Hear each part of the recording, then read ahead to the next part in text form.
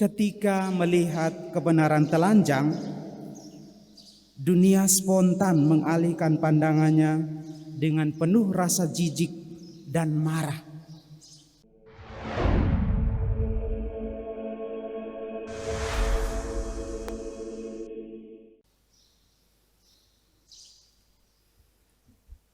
Bapak, Ibu, saudara-saudari terkasih, ada sebuah cerita legenda. Cerita itu menerangkan atau menceritakan tentang kebenaran dan kebohongan. Dikatakan bahwa pada suatu ketika kebohongan dan kebenaran bertemu. Kebohongan berkata kepada kebenaran, "Hari ini luar biasa indah ya." Kebenaran bertegun sebentar, lalu memandang sekeliling ke langit dan mengangguk. Ya, memang hari ini benar indah.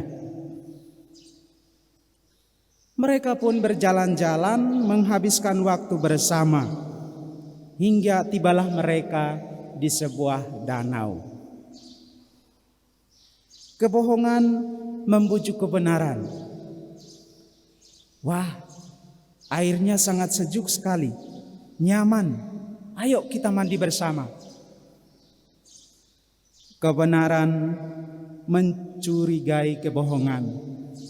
Lalu ia menguji air danau itu, dan ternyata memang sungguh nyaman. Mereka berdua lalu membuka pakaian lalu mandi bersama.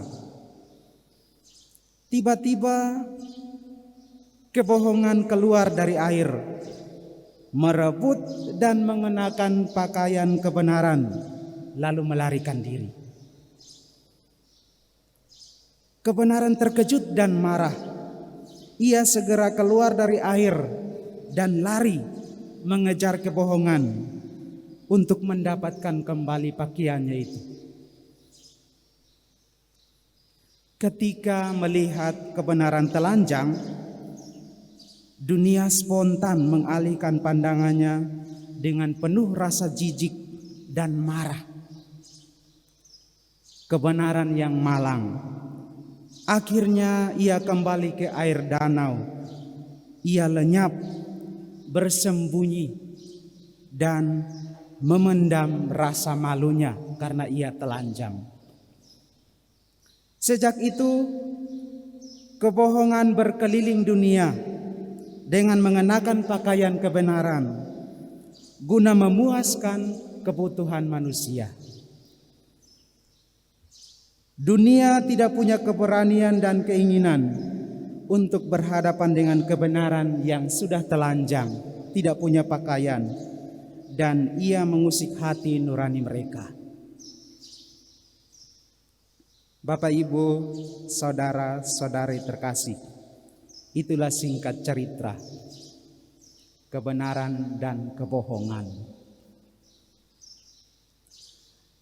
Dari cerita legenda ini, saya menarik satu pesan penting untuk kita renungkan bersama, yakni kadang sifat kebohongan manusia itu awalnya terlihat dan kedengarannya bagus, baik dan dianggap benar. Namun di balik sikap itu, keasliannya akan muncul suatu saat. Saya kasih contoh saja. Laki-laki muda kalau dalam masa pacaran, mulutnya manis sekali, ya. Manis banget, kata orang Jawa. Tetapi setelah ia puas mendapatkan apa yang ia harapkan, ia lalu pergi. Tidak semua laki-laki, saya juga laki-laki normal. Ada yang begitu. Atau Ada pejabat misalnya yang awal mulanya itu janjinya itu seabrek, mantap, bagus, visi misinya jelas, ditulis jelas, rapi. Namun ketika ia sudah menjabat, ia lupa akan janjinya. Yang ia ingat hanyalah kemewahan dan keuntungan pribadi. Itu biasa terjadi. Atau contoh lain, seorang istri yang kelihatan seperti wanita saleh, kudus, rajin sembahyang ke gereja, tetapi selingkuhnya jalan terus. Kebohongan. Begitu banyak pengalaman harian kita, di mana ada tipe orang yang hidup dengan pakaian kebohongan, bersafari kebohongan. Mereka terlihat rapi bersih, namun di balik semua itu penuh dengan kebusukan, penuh dengan rencana jahat. Semoga itu tidak terjadi di antara kita sekalian. Bapak, Ibu, saudara-saudari terkasih, dari cerita legenda tadi juga kita mengerti dunia akhirnya tidak mengenal secara jelas siapa itu kebohongan, kemunafikan, dan kepalsuan. Kebenaran akhirnya tidak terkuak selama kebohongan itu tidak diketahui, tersistematis dengan baik. Kebenaran semakin hari semakin tenggelam, lenyap dari permukaan bumi. Tidak ada yang berani untuk menguak kebohongan itu sendiri. Kuncinya ialah berani enggak kita mengatakan ini loh salah, ini loh yang benar. Berani tidak? Perlu orang-orang atau figur-figur yang berani menyatakan kebenaran demi keselamatan banyak orang.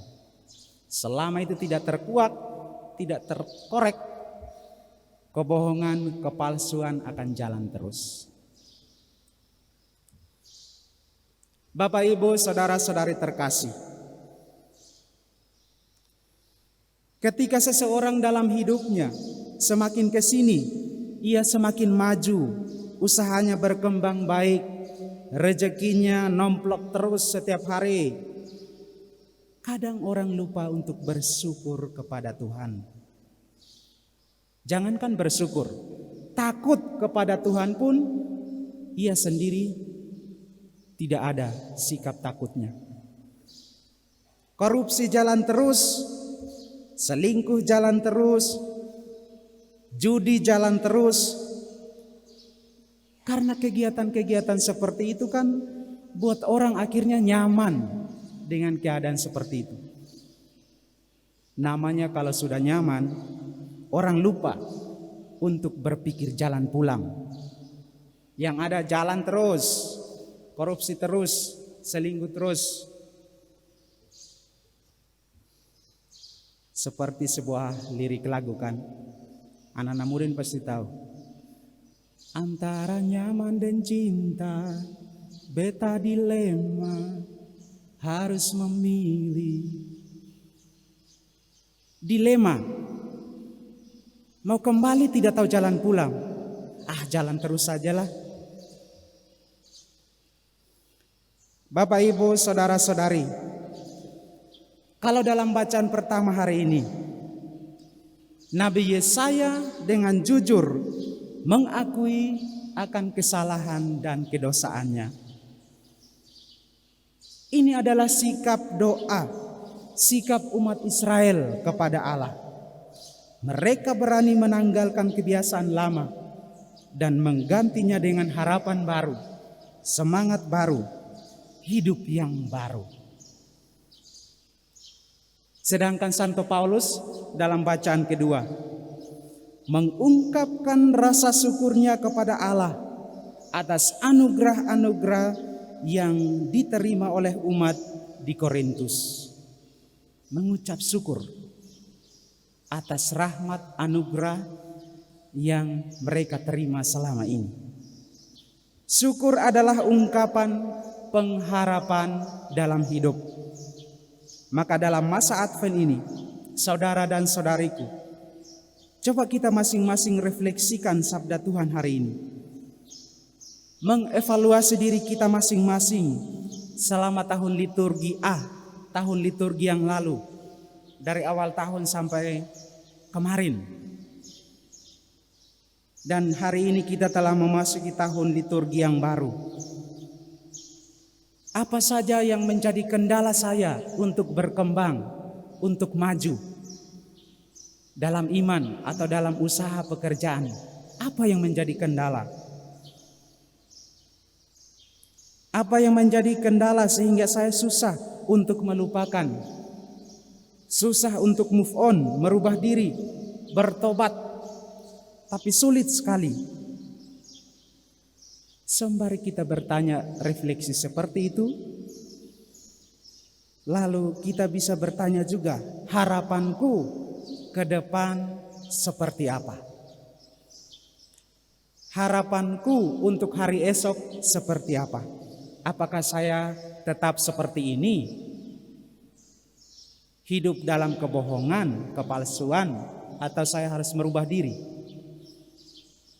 Harapanku atas keluargaku, pekerjaanku, panggilanku ke depan seperti apa? Dalam Injil hari ini, Yesus menekankan soal sikap berjaga-jaga. Berjaga-jaga. Masa Advent ini bagus untuk kita sebagai orang beriman membangun sikap tadi, waspada dan berjaga-jaga. Kita tidak tahu kapan saat dan waktunya Tuhan itu datang. Maka kita jangan terlena dengan apa yang kita miliki saat ini, tetapi bersyukur, mensyukuri apa yang kita dapatkan, dan membangun komitmen dengan Tuhan untuk mau merubah diri dan kembali kepada jalan yang benar. Amin.